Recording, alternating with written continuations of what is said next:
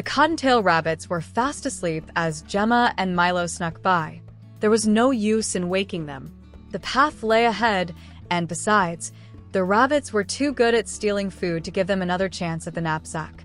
At first, the path was covered in a tan dirt and surrounded by low bushes with just a few leaves. As the day turned to dusk, the path became dark, surrounded by trees. It wasn't long before they passed through an archway of green branches, made many years before. Gemma and Milo stepped forward into the deep woods. They were entering what was known to the ancestors of old as the Forest of Misfortune. "I have a good feeling about this place, Milo," said Gemma. It's important to remember that she did not know that this was the forest's name. As dusk continued into night, Gemma and Milo found the path more and more overgrown with branches. A strange orange bird looked down on them from a tall tree. Milo looked up and stared at it suspiciously. He kept his eyes on it as he walked. "It's just a bird, Milo," said Gemma, looking back. "Just because these plants and animals are new to us doesn't make them bad." Gemma pushed ahead. The moment she turned her back, the bird glared at Milo and stuck out its tongue. Before Milo could make a fuss, Gemma urged him on.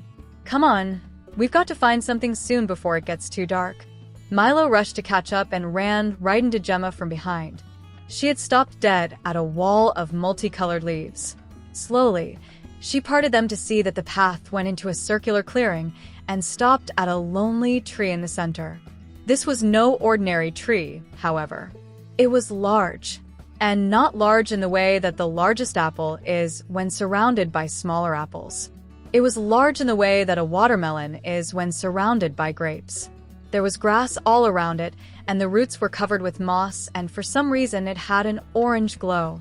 It was the most impressive tree that Gemma had ever seen.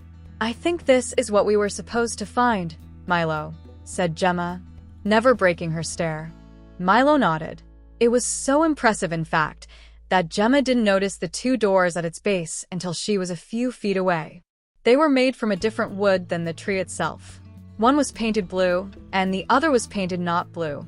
It is not remembered what color the second door was painted, so it cannot be said for sure what it was, except that it was not blue. Gemma approached the blue door. There was no one else around, and there were no signs to be read.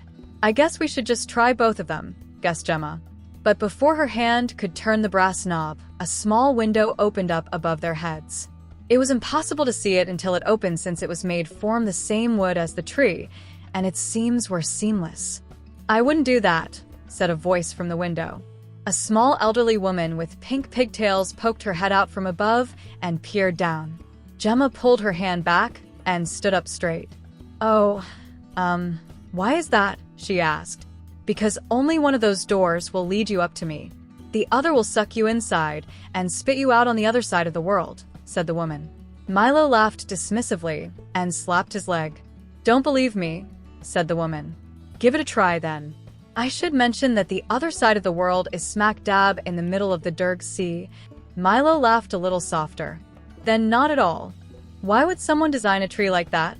protested Gemma. The elderly woman cocked her head. The pigtails on her head bobbed. "You're looking for something extraordinary, my dear," she said. "Extraordinary is not easy."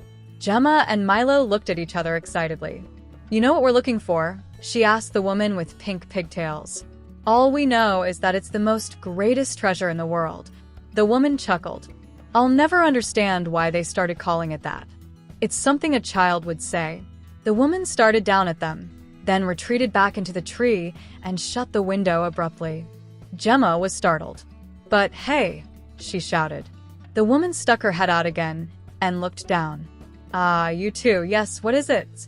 Gemma pleaded with her. "Excuse me, miss." "My name is Willow," she responded. "What a beautiful name. Were you named after this tree?" Gemma asked with a smile slightly too big for her mouth. "How should I know?" said Willow with a scoff. "I was a baby at the time." "Right, well, I'm Gemma, and this is Milo," said Gemma awkwardly. Willow peeked her head out further and looked down on them. "Gemma, what an unusual name. Were you named after a rock?" Willow said, with no smile at all. Gemma just ignored the question, as well as Milo giggling at it. "Willow, we have no idea which door to open." Can you at least give us a hint? Gemma asked. A hint? Shouted Willow. The nerve, the gall, the outright, the bullfrogginess of it. Gemma slouched down. I'm sorry. I didn't mean to offend. Willow slammed the window, making it disappear into the tree once again. They sat staring up at it for a minute. Gemma was about ready to give up when it opened again. Willow leaned out and addressed them, this time holding a piece of paper. As it just so happens, I do have a hint, she said proudly. I wrote it down years ago, but no one's ever asked for it. No one's ever made it this far at all, actually. Anyone could have made the same mistake, she added. Certainly, responded Gemma kindly. Quite, said Willow. She cleared her throat and read the paper aloud. Don't count on smell or feel or sight. The doors will tell you which is right. Gemma quintet her eyes and thought hard.